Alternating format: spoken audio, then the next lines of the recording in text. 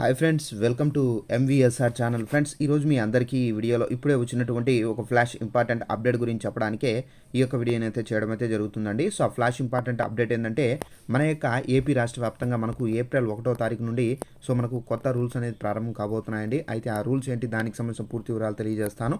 So వీడియోని skip చేయకుండా last వరకు చూసి తెలుసుకోండి. అలాగే ఒక చిన్న రిక్వెస్ట్, ఈ వీడియో నచ్చినట్లయితే లైక్ చేసుకుని మన ఛానల్ సబ్స్క్రైబ్ చేసుకుని ఫాలో అవుతుంది. ఏపీకి సంబంధించి ఎలాంటి ఇన్ఫర్మేషన్ వచ్చినా కంపల్సరీగా మీకు తెలియజేస్తూ ఉంటాను. ఇక వివరాలు చూద్దామండి. అయితే అప్డేట్కి సంబంధించి మనకు ఒక నోటిఫికేషన్ అయితే వచ్చింది. ఒకసారి ఆ నోటిఫికేషన్ మీకు చూపించి క్లారిటీగా ఎక్స్ప్లెయిన్ అయితే చేస్తున్నట్లయితే మన యొక్క ఏపీ రాష్ట్ర వ్యాప్తంగా ఏప్రిల్ 1 నుండి కొత్త రూల్స్ అనేది అమలు కాబోతున్నాయండి. అయితే కొత్త ఆర్థిక సంవత్సరంలో క్రెడిట్ కార్డుల విషయంలో పలు మార్పులు అయితే రానున్నాయి. సో మనకు మొదటి మార్పు చూసుకున్నట్లయితే స్టేట్ బ్యాంక్ ఆఫ్ ఇండియా కార్డుతో అద్దె చెల్లింపులపై రివార్డు పాయింట్లను ఇక్కడ నిలిచిపోయి ఉన్నాయి.